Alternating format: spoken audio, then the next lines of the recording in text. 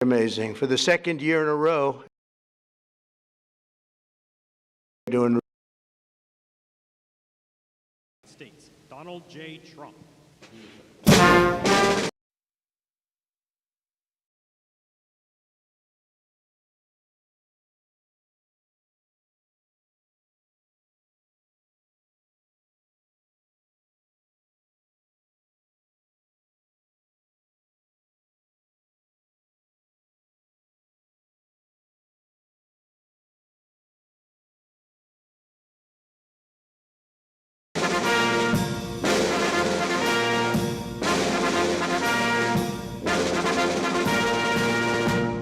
Ladies and gentlemen, the President of the United States, Donald J. Trump.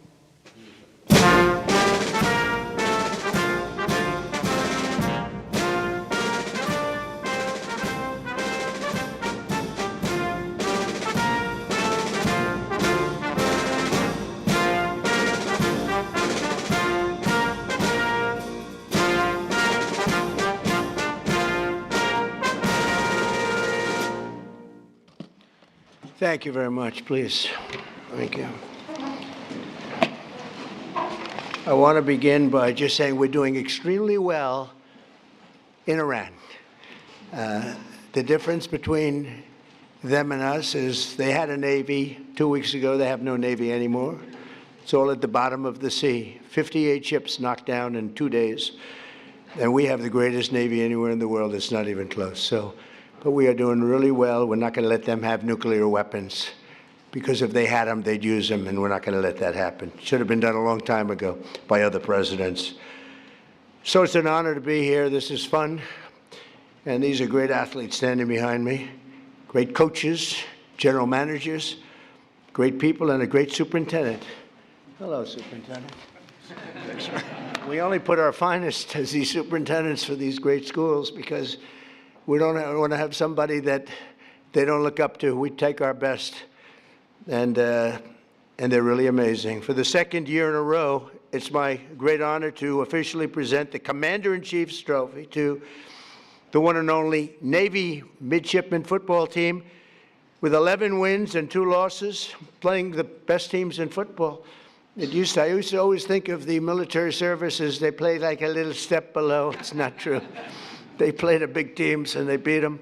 These players achieved one of the most impressive seasons in Navy football history and any football history, frankly. And I just want to congratulate the midshipmen. I met them backstage, and they're great. Thank you. Congratulations, everybody.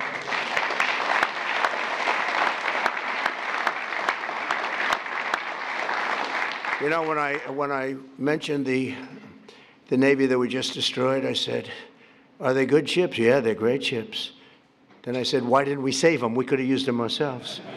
They said the difference was they didn't know how to use them, right, General? They didn't know how to use them. They had no idea. But I want to recognize Navy Athletic Director Michael Kelly, who has just done an incredible job. Thank you very much. He looks like a Kelly. He's definitely a Kelly. Along with head coach Brian Newberry, fantastic coach, Brian. Who's off to the second best start for any football coach in school history.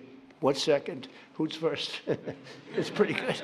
That must have been a Roger Staubach year maybe or something, huh? Because I tell you what, I got to watch Roger Staubach, and he was something. He was like, I have to say, I've said it, and some people were insulted by it, but it was like a man playing with children. He would single-handedly win those games. It was incredible. Thanks as well to your superintendent, Lieutenant General Michael Borg-Schulte, who is an accomplished Navy linebacker, a very good one, back in the day.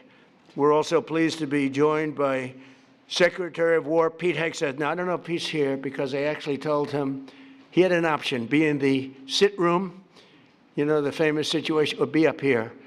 And if it's okay, I told him, but I think he has 2 very beautiful sons up here, to the best, Boone and Jackson. Are you 2 guys? Well, I told your father, just be in the situation room. We're okay with that, right? I think so, right, Coach? Coach, I think you're okay. So Boone and Jackson, someday you'll be on this team maybe, right? Would you be on Navy, Army, Air Force? Which one? Take Navy. Just say Navy, okay. I don't want to get them in trouble. And your father's doing a fantastic job. And also the chairman of the Joint Chiefs of Staff, Dan Kane.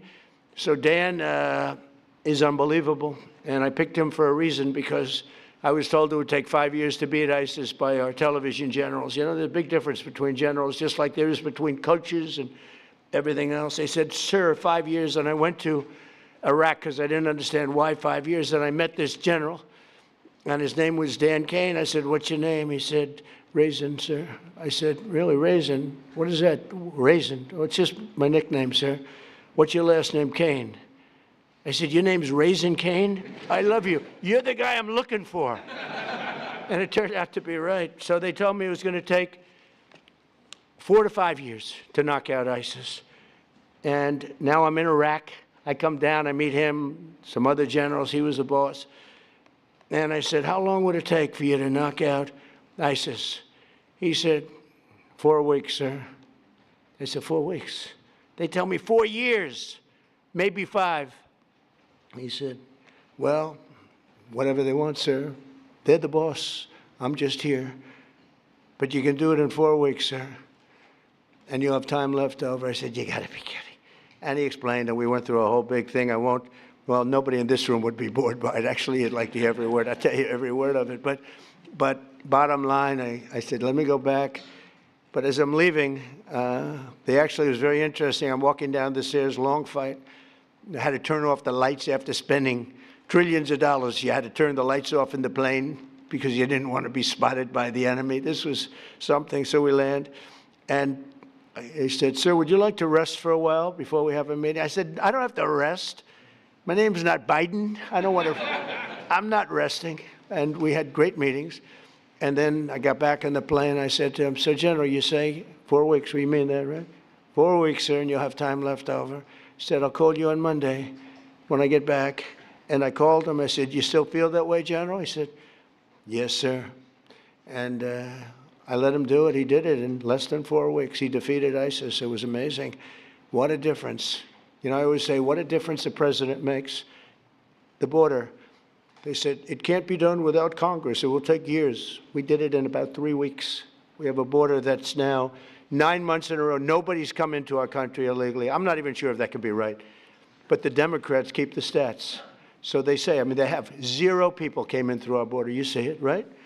And I said, the president makes a big difference. Well, the generals make a big difference, too. But I told him, I said, Dan, if you don't mind, stay in the Situation Room and you watch all those attacks that we're hitting those guys with, and they don't know what's happening. Their Navy's gone, their Air Force is gone, their anti-aircraft is all gone, it's all gone, their radar is all gone, their leaders are all gone, the next set of leaders are all gone, and the next set of leaders are mostly gone, and now nobody wants to be a leader over there anymore. We're having a hard time. We want to talk to them, and there's nobody to talk to. We have nobody to talk to, and you know what? We like it that way. And we have many other distinguished members of the United States military, but I want to tell you, Hegseth is doing a great job, and Raisin Kane is doing a great job, as good as anybody's ever seen. Don't forget, we had Venezuela. That was the beginning where people started to see the talent. I rebuilt the military and built it, frankly, including Space Force, but I rebuilt the military in my first term.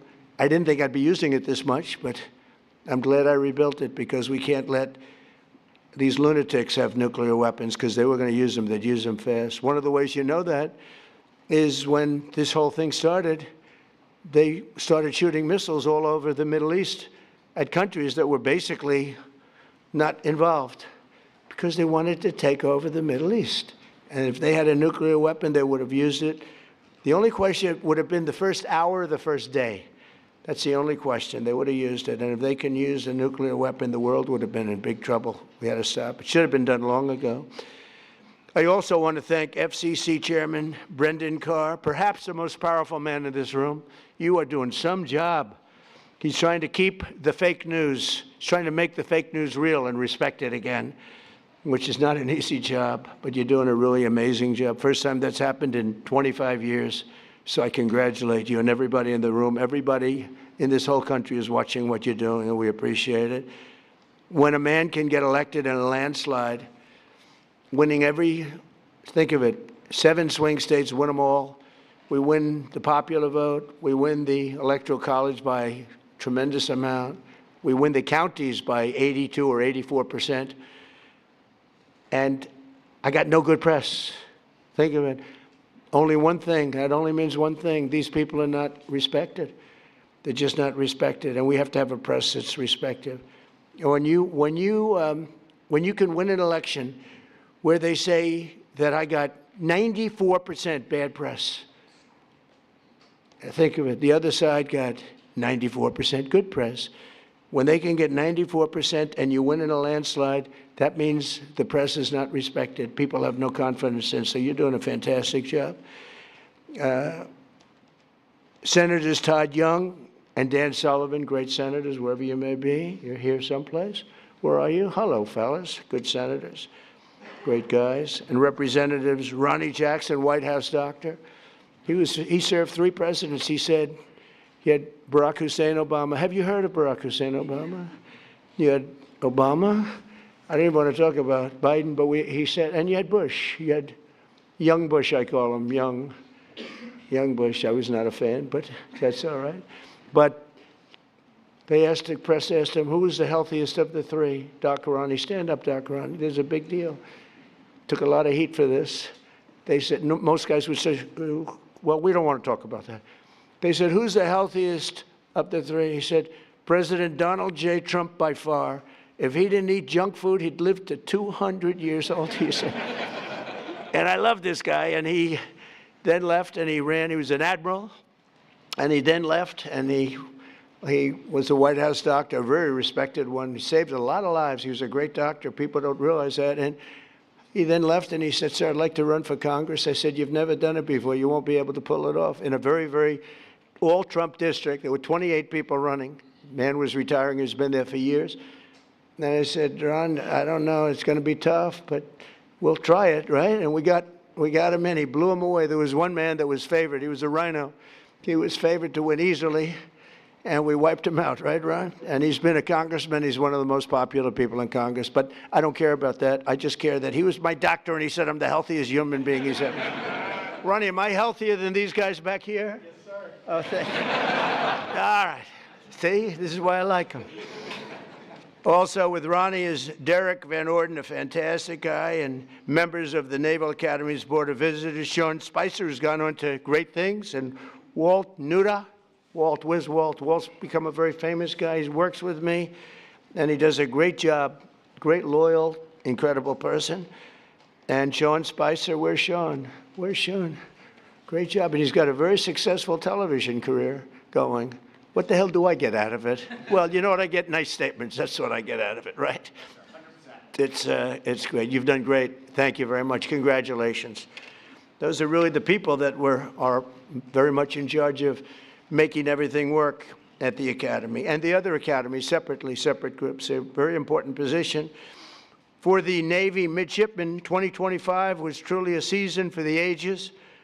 You didn't just win the Commander-in-Chief's trophy, you made history as one of the greatest teams to ever wear the proud uniform of Navy football, some uniform. The teams have gotten so good in the schools that I was able to get, and we're pushing it very hard to make it permanent, a military academy deferment policy. So, because you have some people here, you know, when I went on the field and I threw up a coin, I'm standing next to these guys. They were monsters. I said, look at the size of these guys. I thought they were supposed to be smaller. I thought you had sort of restrictions on size, you know? We got rid of that because some of these guys were extremely large. And we have the NFL teams here also. When whoever wins the Super Bowl, they come. The baseball teams, we had the Dodgers, we have them all. But I saw the size of these guys, so I got used to it. And I said, these guys are as big as the NFL. And at one of the visits a while ago, first term, they asked me, they said, sir, we have a hard time recruiting. because a player, if he's really good, he can't do the 4 or 5 years in the military service. Could you ask, would like to do a military academy deferment policy? I immediately knew what he meant, and we got it done. And it allows you to defer your service until after your career. So if you go in the NFL for 10 years, so now everyone wants to join. So do I get credit for this successful team then? The superintendent's going to say yes. I don't know about the coach. I don't know about Kelly. But the coach, I think, it made your life a little bit easier. It was tough. It was tough for the teams when they used to have to play guys that were twice their size, right? So they did good. They had better heart. They have the best heart in the business, but size does matter. And so what we did is we got that so you have a deferment, so a lot of people are able to join now, and they do their service later. They're great patriots, but that would be a lot to ask. And I think it's helped your teams really compete at the highest level. The team was led by your incredible senior class, and that includes the co-captain and star quarterback, Blake Horvath, who is fantastic. Where are you, Blake? Wait a minute, you were a player. I was at that game. He's a player. Yeah, but good everything. You can run it, you can throw it. What do you think, NFL material? Sure. You have no choice, you have to.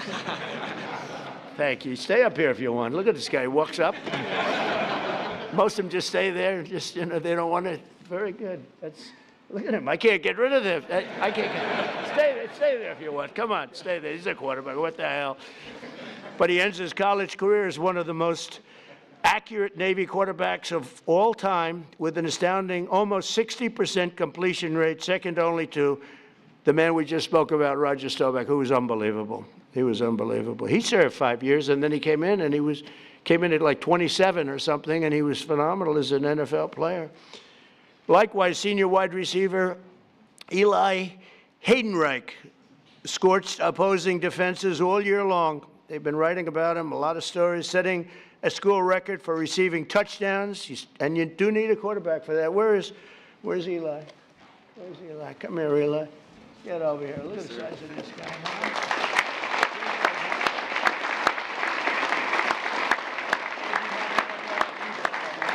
They're all saying he's got NFL. Pretty good. I see by the size of those hands, you have no trouble catching that ball. Come here. Great. Beautiful. And we're going to bring them down to the Oval Office. Nobody else. We don't have room for none of all these big shots that we have here. None of the senators, none of all these people. We're going to bring them down. We're giving them a special medal, a beautiful medal, a very expensive medal that if I see it on eBay tonight, I'll be extremely upset. All right, so we're going to all march down there later. Congratulations. Thank you very much. That's great. Very nice that you say that. The whole team is pointing at you. Are you looking to go NFL if you can? Yes, sir. I'm hoping to. Okay, good. Good. That's great. I'll bet you make it. So we have Eli and setting all the school records for receiving touchdowns, earning a spot at the NFL Combine, and cementing himself as, without a doubt, the greatest wide receiver in Navy history. That is not bad. Did you do the Combine? Yes, sir. How did you find it? Were you impressed by the athletes? I was, yes, sir. Were you as good as them? I like the. Were you better? They're all saying they like you. They're all saying he's better. Good. I can see it. We're going to watch, okay? We're watching all you guys. And let's not forget one of the strongest athletes the Navy has ever seen. Oh, this is the guy I want to meet. Who was named a first-team All-American. You can't do better than that. On 5 different organizations. So 5 groups named a first-team All-American. Senior lineman and co-captain Landon Robertson. Where's Landon? Where is he?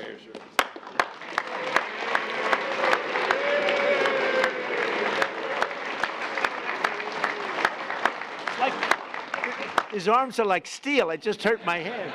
I hit his muscle. It's like steel, man. We're not messing. You think I could take him in a fight? Yes. That's like Ronnie. Thank you. Congratulations. That's fantastic. So listen to this about Landon with a 665-pound squat and a 465-pound bench press. What about women playing in men's sports? Think we could have a woman take your position? Is there a woman out there? I don't think so. You know, we're trying to end that. No men. Think of it. No men in women's sports. Maybe I'll put Landon in women's sports for a little while. How ridiculous. I mean, you know, they say that's an 80-20 issue. No, no. That's a 99% issue.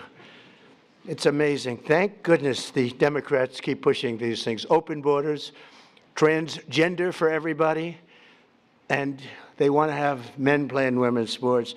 So Landon has some really big records, and he's so strong that the team had to special order a longer barbell. I see, because the barbell would break. That's crazy.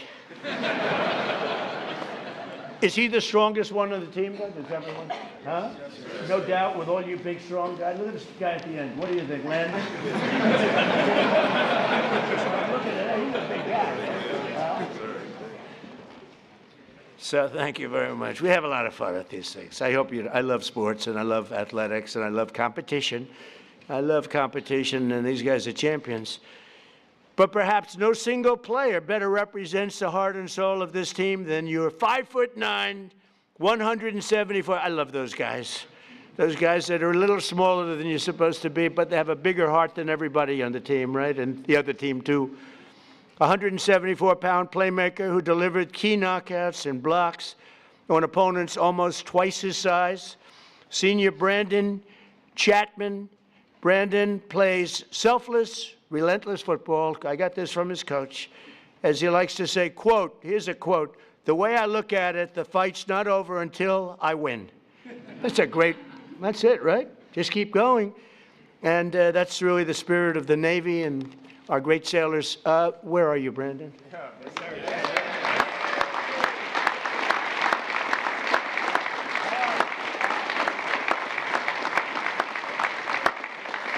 They love him. Boy, I tell you, you don't have players like that. You don't win. You just can't win. You need people like Brandon, and they all have that big heart. It's very tough when you get into that elite group. When you beat those schools that are big and powerful, it's a pretty amazing thing. This group of winners opposed and opened the 2025 season with 7 straight victories, including a thrilling win over one of your top rivals. It's always tough, too, Air Force.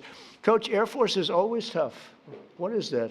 I mean, they're always tough. You beat them, but they always seem to have a good record, and they always seem to do well, right? But no problem with this team, right? What was the score you won by, Coach? Was it a close game or not that close? I think we won by 3. 1 by 3. You won a couple of close ones, but you won. Doesn't really matter as long as you win, right? So that's great, Coach. But as every Navy football player knows, you don't make it to the White House unless you also triumph over Army on that second Saturday of December, which is the whole deal. I was at that game. It was amazing. It was an amazing game. The spirit, and I have to say, they introduced Trump. The place went crazy. There were no, let's give a little boo. There wasn't a boo in the house. Even the fake news couldn't say. I've gone to games where I would say I got 97%, but there might be one person, boo, boo. They cover that person, they interview that person becomes a star. But they couldn't find any person at that game. That was some game, it was some scene in the historic 126 Army-Navy football game. And again, something I really enjoyed. I love being there. I'll be there. Coach, I'll be there. You got to be back, Coach. We can't ever lose you. You'll be back, right? Well, you better be back. Do whatever you do, Kelly. Get him signed, right? Yes, speaking of that, and you get him signed, all right? But you battled back from a 2-score deficit to draw within 6 points in the fourth quarter. Now, I was there. It was looking not great. It was not looking great. Fellas, you know, I can't say I was rooting for you, but I did want to see that commander-in-chief deal. Is a big deal, right? And it only happens if you win, and it wasn't looking great. With time slipping away, Navy mounted one final drive, and you marched downfield, nearing the goal line after running back Alex Teska broke loose into the secondary, which was amazing, for a huge 24-yard gain. Okay, where's Alex? Where's Alex? I saw Alex before.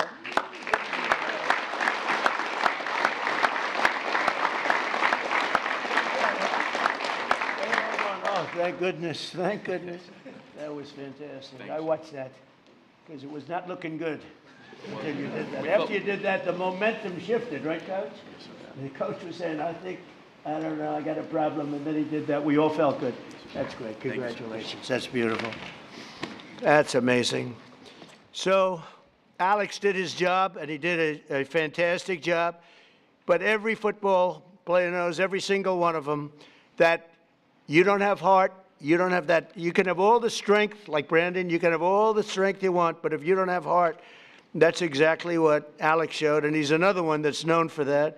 Then 3 times the formidable Army defense held the line, and they really held it, making it 4th and goal, Midshipmen. So it's time to do or die, right, Coach? And with 6 minutes and 37 seconds left on the clock, other teams might have kicked an easy field goal, but that's not this, Coach.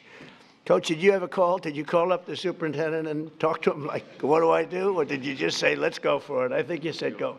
I think you just go for it, right, Coach? But not this team with this coach, with the Commander-in-Chief's trophy on the line, which is a big deal. Blake dropped back in the pocket, surveyed the field, delivered a strike across the middle to Eli for a touchdown, and secured victory over Army in one of the most iconic moments in Navy football history. I wouldn't say in Army football history. I guess it was iconic also, but not quite in the same manner. But I watched that. That was incredible. The annual Army-Navy game is truly one of the most special occasions in all of sports, but in recent years, the college football playoff expansion has encroached on this sacred 4-hour time slot traditionally reserved for Army-Navy. So what did I do? I went out. I don't know if I could have pulled it off. I have much more power in my second term, don't you think? What do you think? Would you say, Brandon? Much more power. First term, I don't know if I could have gotten away with this, but what did I do? I went out and said, I'm going to sign an executive order to ensure that the second Saturday in December is preserved exclusively. Nobody's playing football. Not Ohio State against Notre Dame, not LSU against Alabama. Nobody's going to play football for 4 hours during that very special time of the year in December. It's preserved forever for the Army-Navy game. Now, if you don't want to watch football, you don't have to. But if you want to watch football, you're only watching one game. You're not watching 19 different games, all of them in many ways big. So, Coach, that puts a little pressure because the whole world's going to be watching.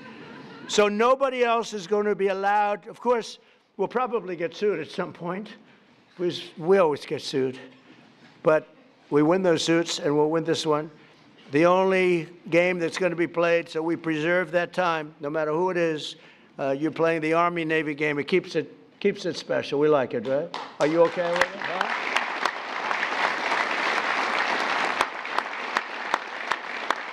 And just simply, we don't want other college football games over, playing over us. And frankly, I'd always watch the Army-Navy game anyway, but you don't know. You get some of these games, they're pretty tough, and pretty good, and they're pretty tough. And they'll be able to play, but they'll play after 7 o'clock, I think. We brought it all the way up to 7 o'clock, so that should give you plenty of time, even if you have a little overtime stuff. So it's great. It's just an honor to do, because it's such an important tradition of our country. It's beyond football, actually. It's a tradition of our country. In 2 short months, the 28 seniors on this team will be commissioned as officers in the greatest military the world has ever seen. We're the greatest military in the world, the strongest, the greatest, and we're proving that when you can take Venezuela in a matter of minutes, put somebody on a helicopter that was well guarded with thousands of people with iron doors. Those doors were like plastic. The United States Navy, the Marines, the whole military, we have the greatest in the world. I was so proud of what I did. And I always loved Space Force because that was my baby. That has never happened. That hasn't happened in 81 years, a new force. And it hadn't happened. And I think we all agree that Space Force has become, you think, right? Very important to the success that we're having even now. Over the past few weeks, the world has seen the true strength and might of our sailors and aviators as they fought in one of the most complex and successful military operations of all time against the Iranian regime. And it's amazing. It's not, I don't want to get too crazy here. Not a contest. It's not even a contest. They do whatever they want. They had a lot of great equipment. Russian equipment, Chinese equipment, they had plenty of money. That equipment was useless against us, useless. No force on earth can beat the American sailors or the American military. We're the strongest in the world by far. To those standing behind me who will soon be joining these missions, I say, sail fast, stay strong, and go Navy. And I just want to congratulate again this incredible team on the win of this trophy. It's not often that this trophy gets presented. You have to have a very special year to get it. And I'm going to sign the executive order right now and then invite Coach Newberry up to say a few words and talk about what a great team and what great individuals they are. So, Coach, I'll sign and then you take over, okay? Thank you very much.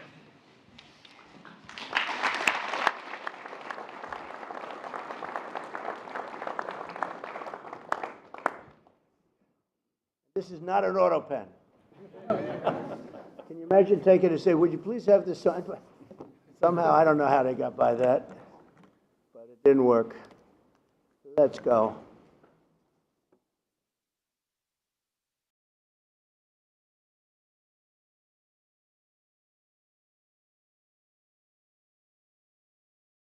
It's a good one. We rate them. That's close to a 10, maybe a 10. See, fellas, so you can see it first. Pretty good, right? Yes, sir.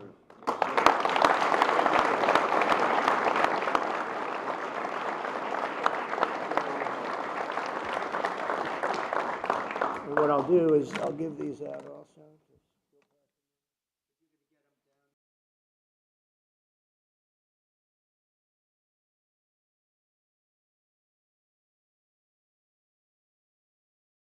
Thank you very much. Thank you very much.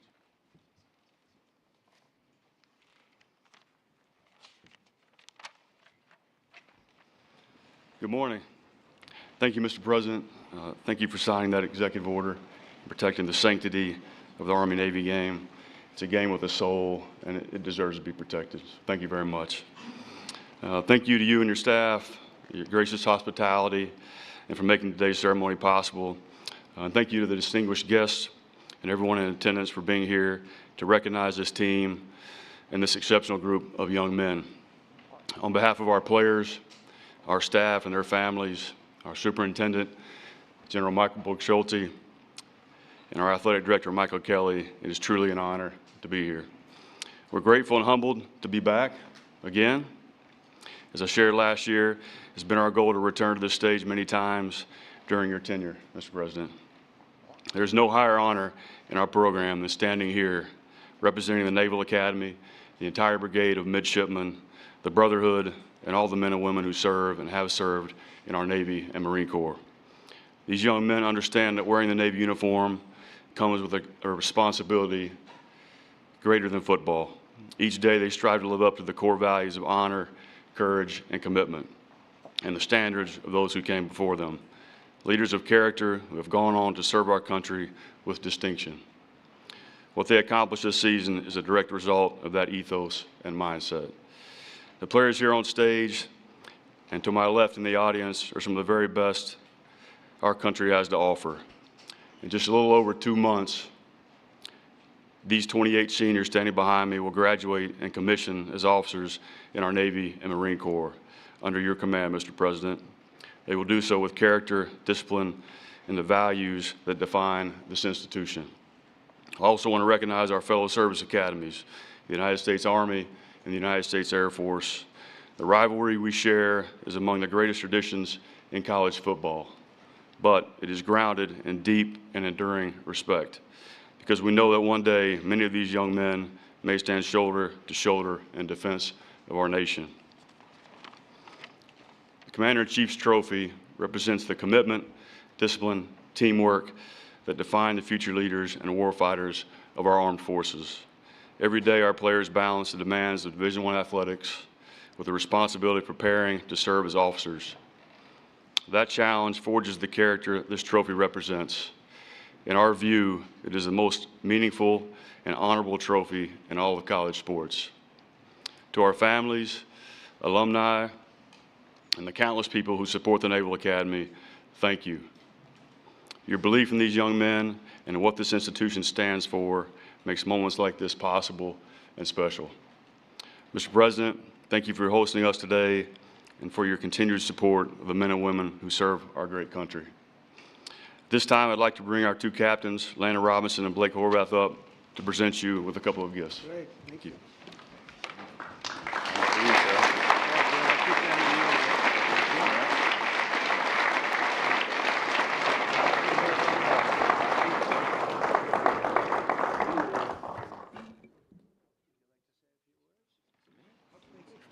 For sure. Well, first, Mr. President, it's just an honor to be here. This is very heavy. I know. Strong neck. Like you said, well, you're the healthiest guy here, so you got the neck to do it. Yes, sir. So just want to say thank you so much for having us here. Absolute honor. And last year, I was hesitant to say it's a once-in-a-lifetime experience, right? Because I knew we'd be back this year. So I'm glad I can now say it's a twice-in-a-lifetime experience. And just couldn't have done it without our whole team here, right? Our support staff, from the strength and the trainers to all these guys and all the guys who are still at school right now in class. Thanks to all of them, and just for everybody for supporting us. And go Navy, beat everybody.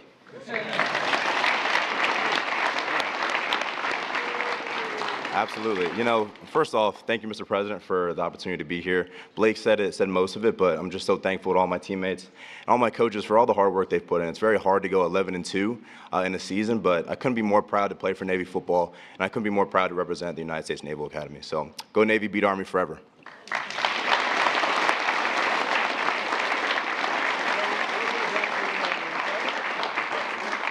We're going to see you at the Oval. Now, anybody does not want to go to the Oval, please raise your hand. Okay. I'll see you in the Oval. I had a feeling you were going to do that. Thank you. See you in a couple of minutes, okay? We have something.